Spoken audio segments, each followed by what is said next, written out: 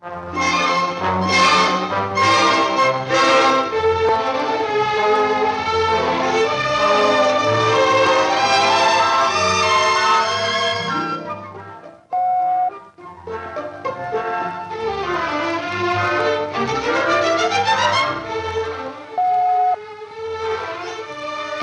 medical service is one of the many conveniences we take for granted today. The family doctor is as near as the telephone. Modern hospitals are minutes away. Service and facilities like this are reassurance to every housewife concerned about her family's health. There are times, of course, when a doctor is not available. Only a mother knows the panic of having an injured child and being unable to locate medical help quickly. In a national emergency, trained medical help may not be available. Hospitals may be piles of rubble. The wounded may be countless. Doctors few and far between. Protection of your family's health at times like this will fall directly upon your shoulders. In order to be prepared for such emergencies and to be self-reliant in handling everyday emergencies, you and the members of your family must know first aid and proper care of the sick and injured. At least one member of your family should take a complete Red Cross first aid course. The Red Cross, in cooperation with the Office of Civil and Defense Mobilization, has a 10-hour course which can be given to any group of citizens. See about it right away. Your home needs a complete first aid kit. Again, your local civil defense officials will guide you. Get the leaflet, First Aid, Emergency Kit, Emergency Action. It will tell you what you need. When you have the necessary items, wrap them in a moisture-proof covering and place them in a box. Mark the contents on the cover and place the box in your shelter area. A copy of the first aid leaflet should be kept with the kit. Whether or not you have taken a first aid course, there are many things you can do to aid injured persons until help arrives. Keep the victim lying down, his head level with the rest of the body. If he has a head injury, raise his head slightly. Cover him and keep him warm. Don't move him unless absolutely necessary to save his life. If possible, call a doctor. Examine the victim. If he is not severely burned, suffocating, in state of shock, or in danger of bleeding to death, leave him for a trained first aider. Reassure him and keep him comfortable. Don't give an unconscious or semi-conscious person anything to drink. Don't let an injured person see his wound. After you have observed those general rules, further action may be necessary. If the problem is bleeding, fashion a pad from a first aid dressing or clean cloth and apply it directly over the wound. When the bleeding has subsided, add extra layers of cloth and bandage firmly. Then leave the dressing alone. Do not use a tourniquet except as a last resort. In the case of burns, remove the clothing from the burned areas if you can. Cover the burned area with a dressing and bandage snugly to keep out the air. Do not use grease or ointment except on a doctor's orders. Chemical burns from acid or lye should be washed before covering. Persons with broken bones should never be moved unless necessary. Apply an ice bag to the injured area to relieve the pain. If the victim must be moved, splint the broken bone so the broken ends are quiet and the adjacent joints are quiet. A board, thick bundle of papers, or pillow will do. If you use boards, be sure to pad them. Tie the splint firmly on both sides of the break, but not so tight as to cut off circulation. If the break is in the hand, arm, or shoulder, splint the bones and support the victim's arm in a sling made from a triangular bandage, a scarf, towel, or torn sheet. If you suspect someone has a broken back or broken neck and he must be moved, slide him gently onto a wide board, a door or ironing board, for instance. After you have moved him, do not disturb him further until help arrives. If a broken bone has punctured the skin, cover the wound with a dressing and control the bleeding by hand pressure. Some degree of shock follows all injury. Keep the victim's head level with or lower than the rest of his body, unless he has a head injury. Keep him warm, but not too warm. If he can swallow, let him sip water with salt and baking soda added. 1 teaspoon of salt and 1/2 teaspoon of baking soda to 1 quart of water will help prevent shock. But if he is vomiting or semi-conscious or suffering from an abdominal wound, do not give him anything by mouth. Suffocation may be caused by electric shock, drowning, or breathing liquids, smoke, or gas. The victim's face may turn purple and lips and fingernails blue. You must act at once. If the victim is in a room filled with gas, smoke, or water, get her out quickly.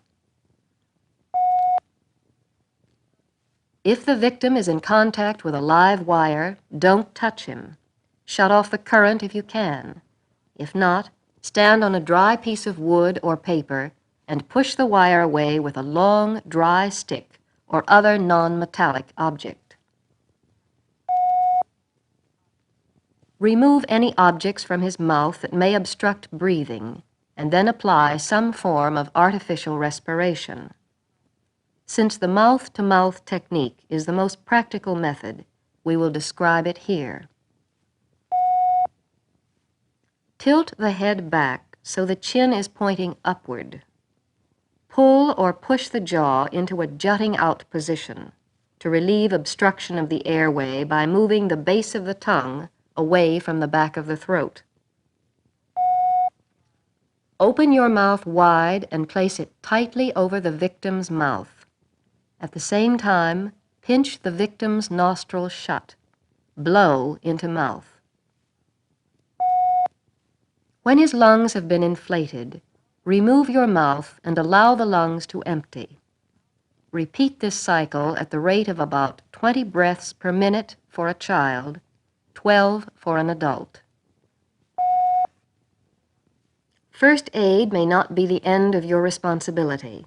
Since medical facilities will be severely strained in an emergency, you may have to nurse members of your own family back to health. Once again, preparation will count.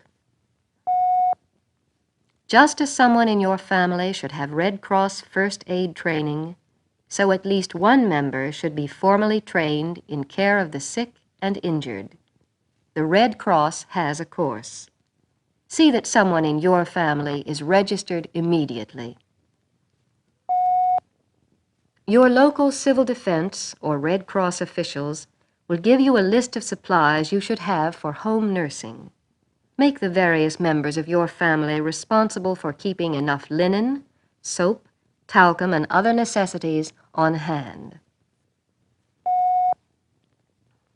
Making beds is old hat, but how about when someone is in them? This takes a little practice. Cover the patient with a blanket or robe during the process and move him to one side of the bed. Roll the soiled sheet off to the middle of the bed and put the clean one on. Then move the patient back to the other side of the bed, remove the soiled sheet, and finish tucking in the clean one. Bedridden patients should be moved at least once a day. It relaxes them, prevents stiffness and bed sores, and too much pressure on any one part of the body. When moving a patient, be sure that you keep a good posture so as not to injure yourself. Guide the patient's movements instead of trying to do it all yourself. When a patient must be confined to his bed for some time, alcohol back rubs will protect the skin, aid circulation, and prevent bed sores. Warm the alcohol in a basin of water. Tuck a towel lengthwise close to the patient's body. With a little alcohol on your palms, rub the patient's back, shoulders, and buttocks in long, firm strokes. When your hands become dry, wet them with alcohol again. Continue for 3 minutes. Then dry the patient's back and rub a little talcum on it. Bedridden patients also must be bathed regularly. It not only cleanses, but relaxes and stimulates them. Before starting the bath, be sure that everything you need is at the bedside: a basin, hot water, towels and washcloths, soap, and so on. Be sure the room is free of drafts. Cover the patient with a lightweight blanket, and then from under it, remove the bedsheet and pajamas or gown. To keep the patient warm, uncover only one part of the body at a time. Wash, rinse, and dry the part well, and then cover it immediately. Fold your washcloth into a mitten. This will keep the cloth from dragging across the patient or from dripping water on the bedclothes. Start by washing the face, neck, and ears, then the shoulders, arms, and hands. Next, wash the chest and abdomen, dry and cover with the blanket. Then, uncovering one leg at a time, wash the legs and feet. Be sure to wash and dry beneath the toes. Give special attention to the skin throughout the bath, especially on the back, shoulders, heels, and elbows, and under the breasts of women patients. In caring for your patient, as in first aid, it is preparation that counts. Remember that you are dealing with your most precious possession, your family's health. I know that you want to do everything in your power to protect it. Start right away, then. Enroll at least one member of your family in the Red Cross First Aid and Care of the Sick and Injured courses. Everyone should take them if possible. Assemble your home first aid kit. Your civil defense officials will help you. Package the materials so they will be immediately available. Practice your first aid measures at home. You should have regular practices at least once every 3 months. Make them a family project. The children will love them. Remember the basic rules for dealing with an injured person. Keep the victim lying down. Keep him warm, and do not move him unless it is necessary to save his life. Reassure him and keep him comfortable. Take whatever measures you must to keep him alive and comfortable until trained help arrives. The speed with which you act may well be the deciding factor in the survival of a loved one. If you master just the simple techniques you have seen here, your reward will be confidence in your ability to protect your family in an emergency, in time of war and peace.